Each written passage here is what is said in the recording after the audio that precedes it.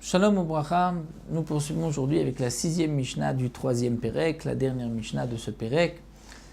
Nous avons vu dans les Mishnayot précédentes que lorsqu'on laisse en dépôt chez quelqu'un une récolte metukenet, c'est-à-dire laquelle on a déjà tout prélevé, ce qu'il faut, trumot ou maasrot, lorsqu'on récupère ce qu'on a laissé en dépôt, dans certains cas, on devra prélever trumot ou maasrot, de peur que la personne chez qui on a laissé en dépôt a échangé avec sa propre récolte. Nous avons vu le din, lorsqu'on a laissé en dépôt chez un maaretz, un ignorant, il n'échange pas la récolte, donc ce qu'on récupère, c'est ce que l'on lui a laissé, il n'y a aucune crainte, on n'a pas besoin de prélever encore une fois. Nous avons vu que chez un non-juif, il échange, et puisqu'il échange, les fruits qu'on aura récupérés ne sont pas ceux que je lui ai laissés, mais comme les fruits du non-juif sont dispensés de trumot ou maasrot, donc ce que je récupère, je n'ai pas besoin non plus de prélever trumot ou maasrot.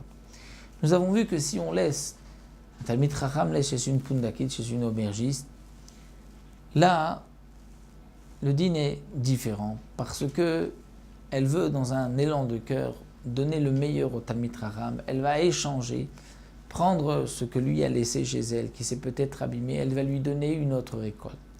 Donc le Talmid Chacham devra, avant de lui laisser, faire attention de toujours prélever Trumot ou Maasrot, et ce qu'il récupère, il devra ensuite prélever Trumot ou Maasrot, puisque c'est peut-être une récolte que cette femme a échangée pour lui donner le meilleur, mais c'est Dmaï, donc il faudra prélever. La Mishnah, là, la 6e Mishnah, nous dit Anoten lechamato. Celui qui est chaver, mais sa belle-mère, elle, est amaaretz, ignorant. Donc ce qu'elle a chez elle est Dmaï. On ne sait pas si elle a prélevé ou pas, si Mamaretz a prélevé. Lorsqu'on laisse en dépôt chez elle, attention, Maaseret Shunoten là. Il faut d'abord prélever Trumot ou Maasrot avant de lui laisser.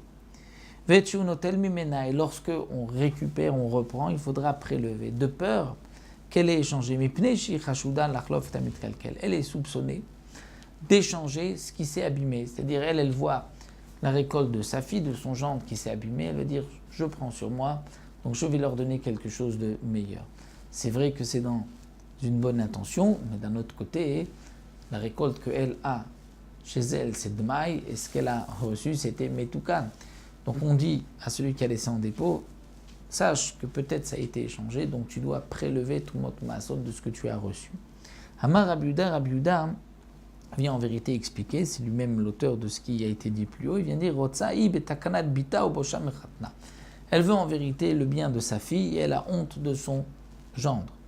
Et puisqu'elle a honte de son gendre, donc elle va faire en sorte qu'il est le meilleur. Donc si ça s'est abîmé, elle va tout de suite l'échanger. Donc c'est pour cela qu'on devra prélever. Modé Rabbi Yehuda, mais attends, Rabbi Yehuda est d'accord, benoten lechamoto shvit, que si on donne, dans la 7e année, on lui donne à cuire, ou on va dire de la pâte à cuire, ou un aliment à faire cuire dans une marmite, donc pendant la 7e année, là, on ne craint pas, on ne craint pas qu'elle va échanger, qu'elle va donner à sa fille une récolte de la 7e année qu'elle ne peut pas manger. Pourquoi ? Parce que même chez les Amaratzim, la Shemitah c'était quelque chose de très important et de très grave, et donc il faisait attention, elle ne va pas donner à manger à sa fille quelque chose de la Shemitah qui n'est pas bon par la consommation. Donc c'est pour cela que pendant la Shemitah, on est sûr qu'on a récupéré, on a repris ce qu'on lui a laissé. Et comme nous le verrons dans la Masechet Shvi'it, il y a parfois des fruits de la Shemitah qu'on ne peut pas manger, bien que les fruits de la Shemitah, on a le droit de les manger, mais parfois on ne peut pas le manger. Ce qui a poussé tout seul, les sphirim, ou ce qui a été gardé volontairement, Meshuma, on ne pourra pas le manger. Donc malgré tout, il n'y a pas de crainte, parce que même Mamaretz fait attention à la Shemitah, à tout ce qui concerne les fruits de la 7e année. Voilà, nous arrêtons là. Aujourd'hui, nous avons terminé le 3e Pérec. On se retrouvera pour le 4e Pérec. Concernant l'année Manout, d'abord, est-ce qu'on fait confiance, est-ce qu'on croit le Hamaretz s'il nous dit qu'il a prélevé ce qu'il fallait sur la récolte qu'il nous a donnée. Donc ça, nous le verrons dans le 4e Pérec, Mizrat Hashem.